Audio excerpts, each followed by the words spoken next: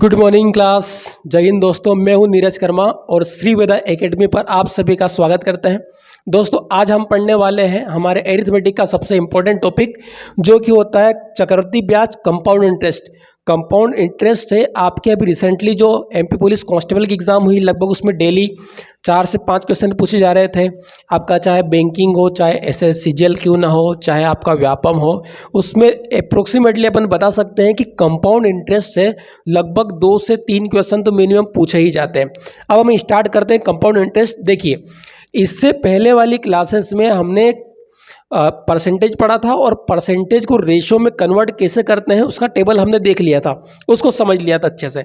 तो यदि हम उस टेबल को याद रखते हैं तो हमें चक्रवृद्धि ब्याज को किसी भी फार्मूले लगाने की जरूरत नहीं पड़ेगी। आप उसको चुटकियों में विदिन 20 सेकंड 30 सेकंड में आप इसका आंसर फाइंड आउट कर सकते हैं। हम देखते हैं कंपाउंड इंटरेस्ट में क्या क्या चीज़ें आती है, इसको डिटेल समझते हैं बड़ी आसानी से। देखिए, इसमें सबसे पहले हमारे पास आएगा मूलधन, प्रिंसिपल, इसे हम डिनोट करेंगे हमेशा पी से। तो भाई मूलधन क्या होता है? तो व्यवहार की जो शुरुआत की जाती है, जिन पैसों को उधार लेकर या किसी को उधार देकर जो व्यवहार की शुरुआत की जाती है वो वाला धन, यानी मूलधन को बोला जाएगा प्रारंभिक पैसा।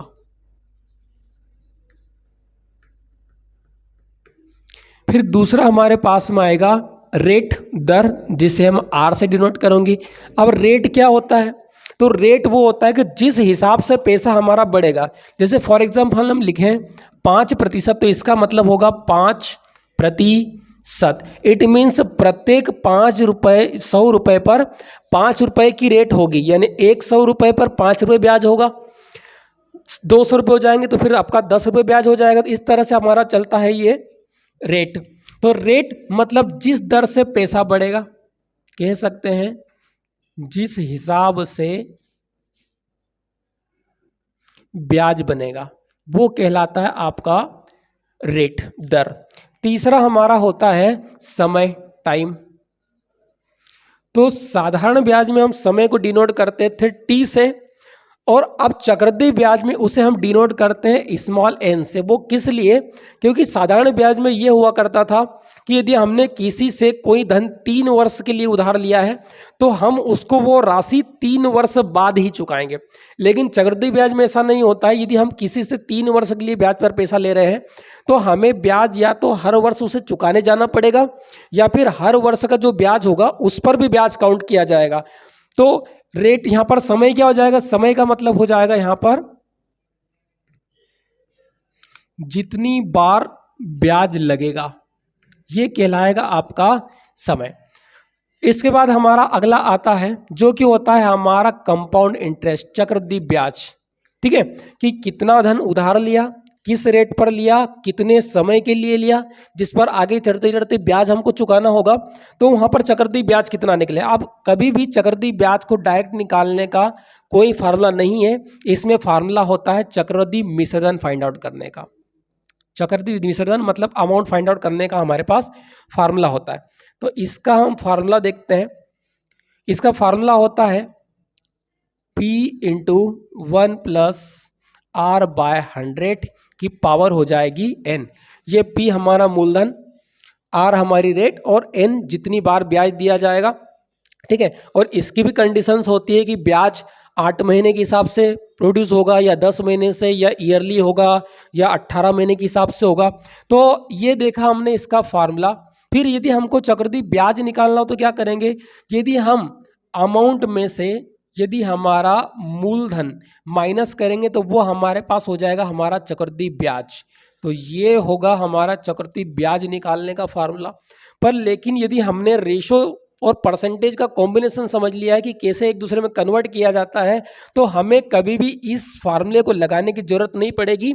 हम डायरेक्टली विदाउट दिस फार्मूला अपन इसको ही सोल्व कर सकते हैं। चलिए हम नेक्स्ट देखते हैं। अभी हमने देखा कि चक्रवृद्धि ब्याज में इन चीज़ों का हमें यूज होगा। अब हम पढ़ते हैं कि हमारा चक्रवृद्धि ब्याज और साधारण ब्याज में डिफरेंस क्या होता है। तो फॉर एग्जाम्पल यदि हम 100 रुपये किसी से उधार लेते हैं, इसको हम पहले देखते हैं कि यदि 100 रुपये 10% रेट पर हम साधारण ब्याज काउंट करें तो इसका भाई फर्स्ट ईयर रेट कितना होगा? तो 100 रुपये पर 10% ही रेट होगा। ये 100 से 100 कैंसिल हो जाएगा, यानी 1 साल का ब्याज होगा 10 रुपये। तो साधारण ब्याज हर वर्ष समान होता है, साधारण ब्याज हर वर्ष समान होगा। तो पहले साल भी होगा 10 रुपये ब्याज। यदि हम सेकंड ईयर की बात करें तो सेकंड ईयर भी 10 रुपये ही ब्याज होगा। और यदि हम थर्ड ईयर की बात करते हैं तब भी हमारा ब्याज भाई 10 रुपया ही होगा। लेकिन चक्रवृद्धि ब्याज में ऐसा नहीं होता है।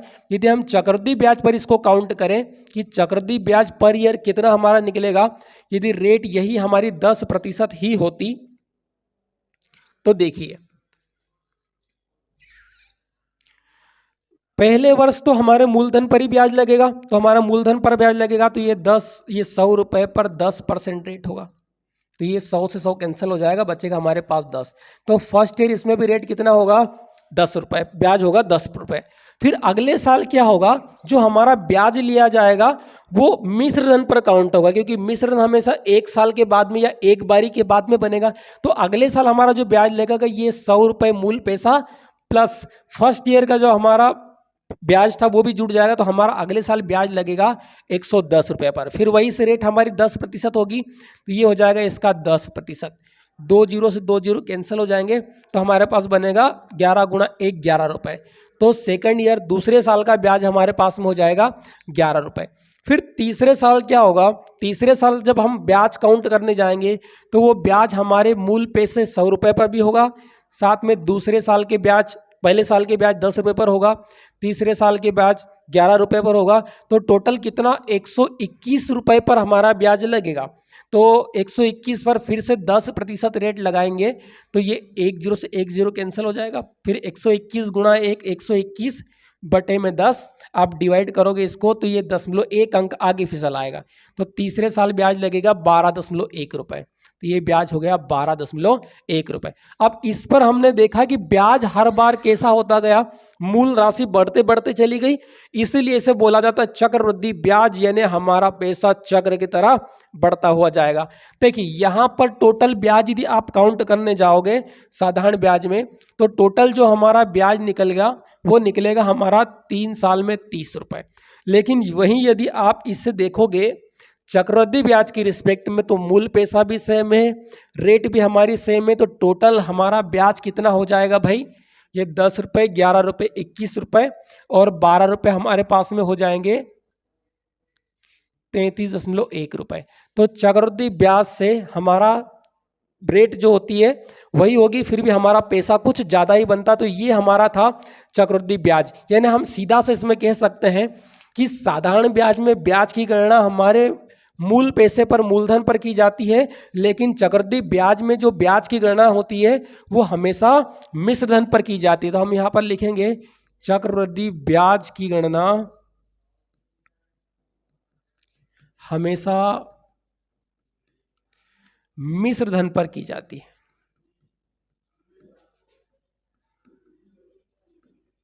मिश्र धन पर की जाती है, ठीक है। ये इंपॉर्टेंट फैक्ट है, इसे हमें याद रखना है। इसके बाद में अभी तक हमने देखा है कि इसमें क्या क्या चीजें होती है, किस हिसाब से इसको काउंट किया जाएगा, और इसमें हमें वो परसेंटेज वाले जो फ्रैक्शन है, रेशो है, उन्हें हमें याद रखना है। चलिए दोस्तों, अब हमारे क्वेश्चन हम सोल्व करते हैं। देखिए फर्स्ट क्वेश्चन देखा, 10% दर 1000 रुपये पर 10% वार्षिक चक्रवृद्धि ब्याज दर से 2 वर्ष का चक्रवृद्धि ब्याज फाइंड आउट करना है। इसमें हमें कोई ज़्यादा एक्स्ट्रा एफर्ट नहीं लगाने, आप तो सिर्फ पकड़िए कि हमारा ब्याज की दर कितनी है। तो ब्याज की दर है भाई हमारे पास में 10%। तो 10% को क्या लिखा जा सकता है? 1/10 इसकी फ्रैक्शन वैल्यू है। इट मीन्स हम यदि ब्याज पर 10 रुपया लेंगे तो उस पर 1 रुपया ब्याज चढ़ेगा, तो हमें चुकाना पड़ेगा 11 रुपये, और ये हमें 2 वर्ष के लिए चुकाना है। तो नेक्स्ट ईयर भी यही होगा। तो ये फर्स्ट ईयर का हम यहाँ पर लिख रहे हैं। हम अगली लाइन में भी यही 10 रुपये से 11 रुपये होगा, और इसे हम लिखने वाले हैं ये सेकंड ईयर के लिए। 3 साल होता है तो इसे को हम 3 बार लिखते हैं। अब ये हमारा था मूलधन और ये हमारा था मिश्रधन। अब क्या करो, इनका मल्टीप्लाई करोगे तो यहाँ से हमें मूलधन का रेशो मिल जाएगा। 10 गुणा 10 हो जाएगा भाई 100, और इस पर मिश्र धन कितना बनेगा, इधर ही मल्टीप्लाई कीजिए, 11 गुणा 11 करोगे आपका बनेगा 121। यानी हम बता सकते हैं कि 100 अनुपात होगा इसका टोटल मूलधन और 121 अनुपात होगा टोटल मिश्र धन। यदि हम मूलधन में से मिश्र धन में से यदि मूलधन को हम माइनस करते हैं तो हमारे पास में पड़ेगा चक्रवृद्धि ब्याज। तो कह सकते हैं यहाँ पर चक्रवृद्धि ब्याज कितना हो जाएगा भाई, 121 माइनस 100 करोगे तो सिर्फ 21, यानी 21 अनुपात का मान निकालोगे तो आपका निकल आएगा चक्रवृद्धि ब्याज। हमें दिया गया है मूलधन 1000 रुपए, तो मूल राशि हमें यहाँ पर दी गई थी 1000 रुपए, पर हमने मूलधन कितना बनाया 100, यानी ये 100 की वैल्यू है तो अपन में हो जाएगा 100 इंटू हमें फाइंड आउट करना है चक्रवृद्धि ब्याज यानी 21 की वैल्यू फाइंड आउट करना है, तो 21 हम कर देंगे गुणा में, ये 2 जीरो से ये 2 जीरो कैंसिल हो जाएंगे, तो 21 गुणा 10 ये हो जाएगा 210। तो इस क्वेश्चन का आंसर होगा 210 रुपए। देखिए दोस्तों कितना सिंपल, इसमें हमने कोई फॉर्मूले का यूज नहीं किया है। चलिए एक और नेक्स्ट क्वेश्चन देखते हैं। चलिए बोला है 3000 रुपए की राशि को 20% चक्रवृद्धि ब्याज दर पर निवेश किया गया है, तो 3 वर्षों बाद इस राशि पर कितना चक्रवृद्धि ब्याज चुकाना होगा। तो अभी भी हम क्या करेंगे, सिर्फ रेट से ही पकड़ेंगे इनको कि हमें रेट क्या दी गई है। तो दोस्तों रेट हमें अब की बार दी गई है 20%, तो 20% का रेशो वैल्यू क्या होता है 1/5 होता है। तो यानी आप यदि 5 रुपए उधार लोगे तो आप और 1 रुपया ब्याज मिलाकर 6 रुपए टोटल चुकाने होंगे। अब ये था 3 वर्ष के लिए हमको ब्याज निकालना है, इसलिए क्या करेंगे हम इसको 3 बार लिखेंगे। ये दूसरे साल का भी हो जाएगा 5 रुपए का 6 रुपए, तीसरे साल भी हो जाएगा 5 रुपए का 6 रुपए। यदि आप इनका मल्टीप्लाई करोगे तो ये बनेगा आप टोटल आपके पास मूलधन, तो कर दीजिए 5 का क्यूब हो जाएगा 125, इस पर चक्रवृद्धि अपना मिश्रण कितना हो जाएगा, तो इनका गुणा करोगे तो ये मिश्रण बनेगा, तो 6 का क्यूब हो जाएगा भाई 216। इन्हें यदि माइनस किया जाएगा तो हमारे पास में हमारा चक्रवृद्धि ब्याज जो होगा वो मिलेगा। तो आप इसको माइनस कीजिए, वो आपको मिलेगा आपका चक्रवृद्धि ब्याज। तो माइनस कीजिए भाई कितना हो जाएगा 75 और 6 81 और 10 91, तो टोटल आपके पास में 91 रेशो की वैल्यू आपको फाइंड आउट करनी है। तो बस सिंपल से कर दीजिए, हमें क्वेश्चन में मूलधन दिया गया था 3000 रुपए बाय हमने जो मूलधन बनाया वो है 125 रुपए इंटू हमें चक्रवृद्धि ब्याज निकालना है जो कि हमारा होगा 91 रुपए, इससे मल्टीप्लाई कीजिए। क्या कुछ कट रहा है तो 125 से ही सीधा शॉर्ट काट सकते हैं अपन, 125 से इसे हम काटने वाले हैं, तो बनेगा 25 से 125 से 2 बार में हो जाएगा 250। ये था 300 बचा है हमारे पास में 50 और यहाँ पर आ जाएगा 500। अब बोलिए 125 से 4 बार, तो 4 बार में हमने पूरा काट दिया है, तो ये हमारे पास हो चुका है 24 गुणा 91 मल्टीप्लाई कर दीजिए, वही आपका होगा राइट आंसर। तो 4 गुणा 1 हो जाएगा 4, फिर 9 गुणा 4 36 और 2 38 से हो जाएगा 8, रिमाइंडर होगा आपके पास 3, 9 से 2 बार में 18 और 3 मिलकर हो जाएगा 21। तो टोटल आपको ब्याज चुकाना होगा 2184, यानी ये वाला आंसर होगा हमारा राइट आंसर। देखिए ये हमने 3 साल के लिए निकाला। कभी कभी हमें ऐसा होगा कि ये जो वैल्यू यदि मूलधन ना दिया जाता, मिश्रधन दिया जाता, तो मिश्रधन के लिए हम इसको लेते, कभी ब्याज दिया जाता तो उसके लिए हम 91 रुपये लेते हैं। तो एक वैल्यू हमको क्वेश्चन में दी जाएगी और वही वाली वैल्यू हमारे पास यहाँ पर हम बना सकते हैं। चलिए नेक्स्ट क्वेश्चन देखते हैं। देखिए इस टाइप के क्वेश्चन को थोड़ा सा समझना कि अब हमारे पास में 3 वर्षों का चक्रवृद्धि ब्याज निकालना है। चक्रवृद्धि ब्याज पर निवेश की गई एक राशि 3 वर्षों में 5040 रुपये हो जाती है। यदि ब्याज की दर पहले वर्ष 20%, दूसरे वर्ष 40% तथा तीसरे वर्ष 50% हो तो हमें यह राशि याद करना है, मतलब मूलधन निकालना है। बोला क्या है कि 3 वर्षों में यह राशि 5040 रुपये हो जाती, इट मीन्स ये हमें मिश्रधन का मान दिया है। बोलो इतना क्लियर, ये हमें मिश्रधन की वैल्यू दी है। अब 3 बार हमारे पास में रेट दी है, तो पहले साल फर्स्ट ईयर रेट कितना होगी भाई 20%, तो हमारा वही काम होगा कि 20% को रेशो में कन्वर्ट कर दो, तो 20% होता है 1/5, यानी 5 रुपये पर 1 रुपये हमारा ब्याज चढ़ेगा। तो हम पहली बार लिख देंगे कि हमने यदि 5 रुपया किसी से उधार लिया होगा तो ये आपका बन जाएगा 6 रुपये। फिर दूसरे वर्ष भी आपको रेट अलग से दी है, दूसरे वर्ष हमें रेट दी है 40%, तो ये 40% को हम क्या लिखते हैं, ये होता है आपका 2/5, यानी 5 रुपये लोगे तो आपको 2 रुपये ब्याज चुका कर टोटल 7 रुपये चुकाना होगा। तो 5 रुपये पर टोटल हमें 7 रुपये चुकाने पड़ेंगे। फिर तीसरी बार हमारी रेट दी है, तीसरे वर्ष के लिए दी है 50%, तो थर्ड ईयर हमें चुकाना है 50%। 50% होता है भाई 1/2, क्लियर। तो 2 रुपये पर हमें कितना ब्याज चुकाना होगा? 1 रुपया, यानी 2 रुपये यदि हम उधार लेंगे तो हमें उस पर चुकाना होगा 3 रुपये। इनका यदि आप मल्टीप्लाई करोगे तो हमें टोटल मूलधन मिलता है, और इनका यदि आप मल्टीप्लाई करोगे तो टोटल हमें मिल जाएगा भाई मिश्र धन। बोलिए यहाँ तक क्लियर है? अब आगे बढ़ते हैं, हम इनका मल्टीप्लाई कर दो, ये बनेगा आपका मूलधन। तो 5 गुणा 5 25, 25 गुणा 2 करोगे तो बनेगा आपके पास 50। तो टोटल मूलधन होगा 50। इधर भी मल्टीप्लाई कर दीजिए, इस पर कितना रुपए मिश्र धन आपका निकलेगा? तो 7 गुणा 3 हो जाएगा 21, और 21 से 6 बार में हो जाएगा 126 रुपए। क्लियर है? अब ये हो गया टोटल मूलधन, ये हो गया आपका मिश्रण। हमें निकालना है यह राशि, ज्ञात कीजिए। अब ये मिश्र धन हमें दिया है, तो हमें मिश्र धन दिया है 5040 रुपए, और हमने मिश्र धन कितना बना है? 124 रुपए। तो ये 126 रुपए, ये वैल्यू 126 की, और हमें फाइंड आउट करना है मूल राशि, मतलब 50 रुपए की वैल्यू निकालना है। तो ये हो जाएगी वैल्यू 50 की। क्या कुछ कट रहा है भाई? अब देखिए इसको, इससे हम इसको सॉर्ट करते हैं। यदि आप इसको 2 से काटते हैं तो 2 से कट जाएगा। ये पेन का कलर चेंज कर लेते हैं। चलिए, ये 2 से कट जाएगा 6 बार, और 2 से कटेगा 3 बार। इसे भी काटिए।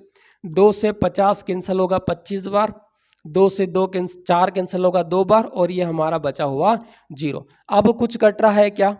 देखिए, इससे यदि हम काटते हैं तो 6 से 4 बार में 240, और 12 252। क्लियर है? तो ये 63 से हमारा 252 कटेगा 4 बार, और ये बचा हुआ 0। बस मल्टीप्लाई कर दी, वो आपका आंसर हो जाएगा 40 गुणा 50। तो 40 गुणा 50 मिलेगा भाई 2000।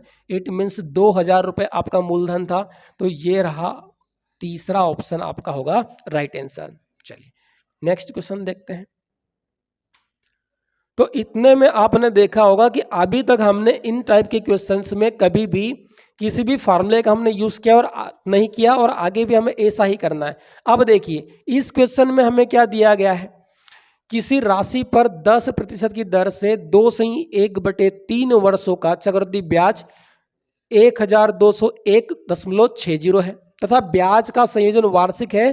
तो हमें यह राशि निकालनी है। अब देखिए, सिंपल सा, हमें जो समय था, अभी हम 2 वर्ष होता तो उस रेशो को 2 बार लिखते थे, 3 होता तो हम रेशो को 3 बार लिखते, लेकिन अब की बार तो यहाँ पर हमें फ्रैक्शन दी गई है ना, मिक्स्ड फ्रैक्शन है। तो अब हमें क्या करना होगा? तब भी हम सिंपल सा एक काम समझते हैं कि हम क्या लिख सकते हैं। आपके पास में अब की बार समय कितना है भाई? आपकी बार आपके पास जो समय है वो है 2/1/3 वर्ष। इसका मतलब पहले 1 वर्ष भी आपकी दर हो जाएगी 10%, दूसरे 1 वर्ष भी हमारी रेट दूसरे अगले 1 वर्ष में भी हमारा जो सेकंड ईयर होगा उसमें भी आपको रेट पड़ेगी भाई 10%, और तीसरा पूरा वर्ष नहीं है, 1/3 ईयर है, यानी 1 साल का तीसरा हिस्सा टाइम बचा है। तो हमारी रेट भी पूरे साल भर वाली का तीसरा हिस्सा, यानी 10/3% यहाँ पर हमारी हो जाएगी रेट। बोलो यहाँ तक क्लियर है क्या? हमने अभी समय और रेट का कॉम्बिनेशन बना लिया है। अब बस हमें सिंपल सा काम करना है। बोला है 10%, तो भाई 10% को हम कैसे लिख सकते हैं? जरा 10% का हम रेशियो वैल्यू देखते हैं। तो ये 10% को हम लिख सकते हैं 1/10, यानी 10 रुपये पर 1 रुपया ब्याज चढ़ेगा। तो फर्स्ट ईयर हमें ब्याज देना होगा 10 रुपये पर 1 रुपया मिलाकर टोटल 11 रुपये। फिर दूसरे साल भी 10% है, तो इसका भी रेट हो जाएगा आपका 10 रुपये उधार लिए जाएंगे और चुकाया जाएगा 11 रुपये। तीसरे वर्ष हमारे पास में 10/3%, ये है 10/3। परसेंटेज वाला 0 2 0 लग जाएगा नीचे, 1 0 से 1 0 कट गया, यानी इसका रेशो बनेगा 1/30। तो 30 रुपये पर 1 रुपये ब्याज चढ़ेगा, यानी अब की बार हम अगली बार 30 रुपये उधार लेंगे और इसे 1 रुपया ब्याज मिलाकर 31 रुपये देंगे। वही सिंपल सा मल्टीप्लाई कीजिए, ये हो जाएगा आपका 3000। इधर टोटल देखिए कि कितना मिश्रण चुकाना होगा, मल्टीप्लाई कीजिए भाई। हम इधर रफ करते हैं, 11 गुणा 11 121 करोगे, इसमें मल्टीप्लाई करोगे 31 से, आगे 0 लगाकर 3 अंक करते हैं, समझा था हमने आगे क्लास में। 1 गुणा 1 हो जाएगा 1, फिर मल्टीप्लाई 3 गुणा 2 हो जाएगा 5, फिर आगे बढ़ोगे 0 6, और 1 हो जाएगा 7। फिर ये अंक काट देते हैं, ये 0, 3 गुणा 1 हो जाएगा 3, फिर आगे 0 है, तो हमारा बना 3751। तो ये बन गया 3751 रुपये। क्या फाइंड आउट करना है? मूलधन निकालना है। दिया गया क्या है? ब्याज दिया गया है, तो हमें ब्याज की भी जरूरत पड़ेगी। इनको यदि आप भाई माइनस करते हो तो हमारे पास आएगा ब्याज, तो इस पर बोल दोगे 751 रुपये होगा ब्याज। बोलिए यहाँ तक क्लियर। अब हमें निकालना है राशि मूलधन कितनी होगी, तो ब्याज दिया है भाई 1201.60 और हमने ब्याज कितना निकाला है 751, और चाहिए क्या? मूल राशि मतलब 3000 की हमको वैल्यू फाइंड आउट करनी है। हम पहले दशमलव को यदि यहाँ से हटाएंगे तो नीचे हम 2 जीरो लगा देंगे, तो यहाँ पर गुणा में 1 के साथ में 2 जीरो हो गया। अब काट दीजिए, ये 2 जीरो से ये 2 जीरो कैंसिल हो जाएगा, फिर इसको भाग दीजिए। अब देखिए डिविजिबिलिटी हमारी कोई काम में नहीं आ रही है, तो हमें क्या करना होगा 751 से ही आपकी बार भाग देना होगा। 2 भाई भाग 751 से एक बार में 751, कितना बचा? तो बन जाएगा 450। अब की बार 450 बचा है। अब हमारे पास आगे से उतर कर आएगा यहाँ पर 6। देखिए कितनी बार, 1 से 6 बार में हो जाएगा 6, वहीं 7 से 5 ये 6, 5 से 6 बार में 30 से हो जाएगा 0, ये बनेगा 3, फिर 7 से 6 बार में 42 और ये 3 जोड़कर हो जाएगा 45। तो हमारे पास कितनी बार में हुआ? ये 6 बार में, और ये बचा हुआ था 0। तो हमने इसको काट दिया है, ये कटा 160 गुणा 30 मल्टीप्लाई कर दो, यही आपका राइट आंसर होगा। तो 16 गुणा 3 हो जाएगा 48 और बचे हुए 2 जीरो, तो हमारा मूलधन बनेगा 4800 रुपये। तो ऑप्शन नंबर ए होगा इस क्वेश्चन का हमारा आंसर। चलिए नेक्स्ट क्वेश्चन देखते हैं। 5500 रुपये की राशि पर 15% दर से 2 वर्ष में प्राप्त ब्याज ज्ञात कीजिए, जब ब्याज की गणना हर 8 महीने चक्रवृद्धि आधार पर की जाए। इट मीन्स ये जो 15% हमें रेट दी गई है ये वार्षिक होती है, पर हमें 15% वाला रेट नहीं प्रोड्यूस करना है, हमें निकालना है 8 महीने वाला। तो क्या बोलो रेट भी 8 महीने वाली करनी होगी। तो हम समझते हैं, हमारे पास में समय दिया है 2 वर्ष, समय हमारे पास में 2 वर्ष, 2 वर्ष का मतलब होता है 24 महीने, ये हो जाएगा 24 महीने। पर 24 महीने में हमें कैसे ब्याज देने जाना है? हर 8 महीने के हिसाब से। तो 8 महीने के हिसाब से ब्याज देने जाओगे तो 8 से डिवाइड कर दो, 8 गुणा 3 24, यानी 3 बार का ब्याज निकालना है। फिर हमारे पास 3 बार का ब्याज निकालना। अब रेट भी क्या होगी? 8 महीने वाली बनानी होगी। तो अब ये हमने देखा हमारा टाइम पीरियड। अब हम देखते हैं हमारा समय। तो देखिए हमें दिए दर 15%, लेकिन ये जो 15% था ये वार्षिक मतलब 12 महीने का था, और हमें रेट भी देनी होगी 8% मतलब 8 महीने वाली। तो इसमें 8 से मल्टीप्लाई कर दीजिए। कुछ कट रहा है भाई? 4 से 2 बार में 8, 4 से 3 बार 12, 3 से 5 बार में हो जाएगा 15। हमारी रेट कितनी लगानी होगी? 10%। तो 10% पर 3 बार वाला उसी में कन्वर्ट हो गया। तो 10% का रेशियो वैल्यू क्या होगा? 1/10, यानी 10 रुपये पर आपको 1 रुपया ब्याज लगेगा। तो 3 बार के लिए 10 रुपये का 11 रुपये कर दीजिए। 10 रुपये पर 11 रुपये पहले वर्ष, 10 रुपये पर 11 रुपये तीसरे वर्ष, और 10 रुपये पर 11 रुपये तीसरे वर्ष। इनका मल्टीप्लाई कीजिए, ये बनेगा आपके पास 1000। ये टोटल हो जाएगा हमारा मूलधन। 11 का क्यूब होता है 1331, तो टोटल हमें 1331 रुपये देना होगा मिश्रण। क्या फाइंड आउट करना है भाई? हमें ब्याज की गणना करनी है, यानी ब्याज निकालना है। तो हम यदि हमारे मूलधन में मिश्रधन से मूलधन को माइनस करते हैं तो हमें मिलता है चक्रवृद्धि ब्याज। तो हमारा चक्रवृद्धि ब्याज 1331 माइनस 1000 हो जाएगा ये 331। बस इसकी वैल्यू फाइंड आउट करनी है। दिया क्या है? 5500 रुपये की राशि पर मतलब मूलधन दिया है। तो क्वेश्चन में हमें मूलधन दिया है 5500 रुपये, हमने मूलधन बनाया है 1000 अनुपात गुणा में निकालना किसका वैल्यू है? चक्रवृद्धि ब्याज का, यानी 331 की हमें यहाँ पर वैल्यू फाइंड आउट करनी है। कुछ कट रहा है तो काट दीजिए। ये 2 जीरो से ये 2 जीरो हमारा कैंसिल हो जाएगा। अब हम क्या करेंगे? पहले 55 का 331 में गुणा कर ले, उसके बाद हम इसको 10 से भाग देंगे, क्योंकि दशमलव वाली ये बटे में जीरो वाली संख्या होती है, जितने जीरो होते हैं उतना दशमलव आगे फिसलाना होता है। तो कर दीजिए इनका मल्टीप्लाई, आगे जीरो मानकर 5 से एक बार में हो जाएगा 5, फिर 5 से 3 बार 15 और 5 20 बचेगा हमारे पास 2, फिर 3 बार 15 और ये 15 30 और ये 2 बचे हुए 32 से 2 बचेंगे हमारे पास 3, हटा देते हैं। ये 15 और 3 हमारे पास में हो जाएगा टोटल 18 और बटे में हमारे पास में है 10। भाग दोगे 10 से, यानी एक अंक दशमलव इनडायरेक्टली यहाँ पर बैठा है तो एक अंक आ गया जाएगा, तो 1820.5 हो जाएगा इस क्वेश्चन का राइट आंसर। तो ऑप्शन नंबर ए है इस क्वेश्चन का आंसर। चलिए दोस्तों, आज की क्लास में हमने देखा कि चक्रवृद्धि ब्याज को बिना फार्मूलास के कैसे सोल्व किया जा सकता है। तो आगे भी हम हमारा जो टॉपिक पढ़ने वाले, इसमें भी किसी प्रकार का कोई फार्मूला नहीं लगाना है, आपके परसेंटेज वाले रेशो लॉजिक से ही हम इसको सोल्व कर सकते हैं।